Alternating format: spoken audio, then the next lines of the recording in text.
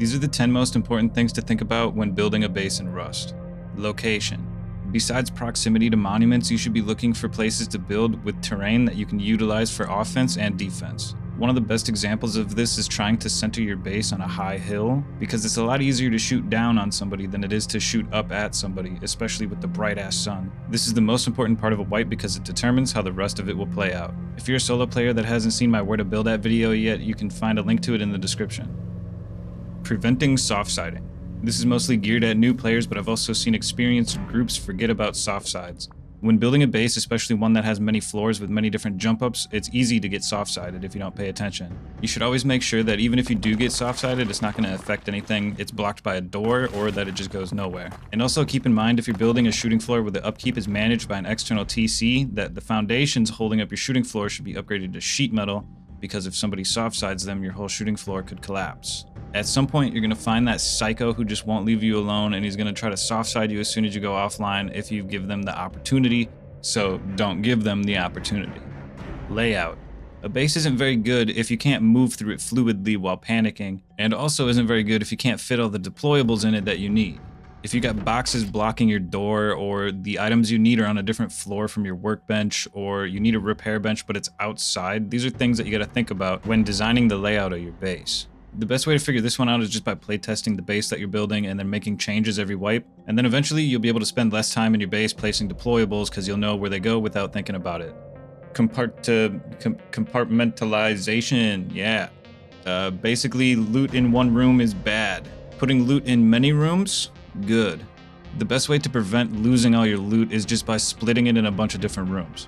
People who store all their guns in one box are psychos, and if you keep all your sulfur and gunpowder and charcoal in one loot room as well, you're also crazy. There's never going to be a moment where you need crafting materials to make it on time for something because you're already not prepared enough if you have to craft something anyways, because you're going to be waiting to craft. So the point of this is that by splitting all of it up, not only are you going to prevent losing all your loot during an offline or online raid, but you're also going to prevent yourself from losing your loot too quickly.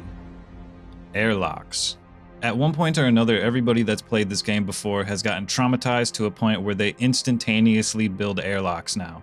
I personally think this is more of like a hand-holding thing for yourself, like riding a bike with training wheels, but I've trapped like at least hundreds of people in airlocks before. It never gets old. I usually end up building something like this instead so I can have high visibility, and this is also technically an airlock. And stemming back to the layout of the base, you should keep in mind if somebody does go deep on your base because you don't have an airlock, you should have a way that you can deal with that. Which brings us to number 6, which is base defense. If you can't defend your base from even just people running around outside of it, then you're doing something wrong. Obviously, the first thing that comes to everybody's mind is roof camping and shooting floors. And there's nothing wrong with using that as your primary defense as long as you're not being an asshole sitting on a roof shooting nakeds on the road. In my opinion, it's more important to have quick access to the shooting floor and roof rather than sitting up there and waiting for people to show up. So having a bedroom on your shooting floor for base defense is one of the most important things to think about. And the same way that you can defend your base from somebody going deep through your airlock is the same thing that you should be thinking about when people are raiding your base. And honestly, a good way to figure this out is by letting people go deep on your base through a few doors so you can figure out how you would defend raiders that are blowing through them. Something that I do in my base designs is place floor frames down on my jump ups so that I can put floor grills there if I need to hold that area for a few seconds to get re-kitted or something. And if you find that you have doors that are symmetrical like this in an open area like how my roof is, then you found yourself a great spot to put windows with embrasures on it and place a hammer nearby every single one of them. If raiders are blowing through one side of the base, you can swap over to the other, pick the window up, and catch them off guard. And one of the most devastating things in an online raid is losing control of your shooting floor. So what I like to do is to split my shooting floor up and then have entry points on multiple sides of my base that lead to a locker from the outside, so that if I've lost control of the east side shooting floor and I'm on bag timer inside of my base, I can spawn on my west side bag outside and they won't have control of that. Honeycombing. You should be using at least one layer of honeycomb around all important aspects of your base like loot rooms and bedrooms and where your TC is at. And then on top of that, the cost to raid through the walls should be more expensive than your doors. And when calculating that, you should do the direct path from your front door to your TC. So if it costs 16 rockets to go through your walls but only 12 to go through the doors, then you can just make up for that with shotgun traps and auto turrets. And then on top of that, having a confusing layout will cause raiders to go through more doors than they need to, increasing the raid cost. Traps. So after figuring out the layout of your base, where you're going to divide your most important loot up into, and where the majority of your honeycomb is located, it's time to find the weak points in your base. Most times this is just going to be outside of your base around your compound as well as your jump ups. Because like I said earlier, losing control of your shooting floor is the worst, and one of the ways that you lose your shooting floor is by losing control of the jump up to it.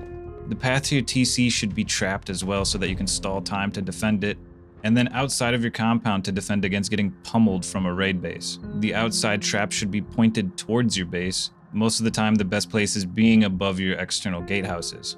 All these traps should have designated spots just like everything else does, so that you can test it over time to make sure that it's worth placing there and angled correctly.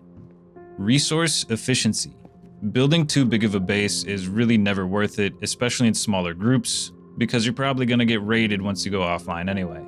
Instead, what you should be doing is making multiple smaller bases that are easy to fully complete so that you can get full use out of them quickly, get more time from the upkeep in your TC, and prevent you from getting offline completely. This also prevents you from your progression being slowed down from having to farm all of the time, especially if there's not enough resources in your area. Adaptability.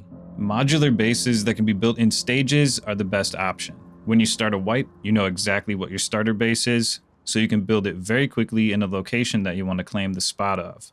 By building the same starter base every single wipe, you'll be able to do it quickly so that you spend less time inside of your base and you can progress faster ahead of everybody else. The second build stage of a good base expands into a defensive and holdable one in case anybody tries to evict you. In the third stage, you should be thinking about things like external TCs to prevent your base from getting griefed, and then after that you put the final touches on your base and finish up your compound.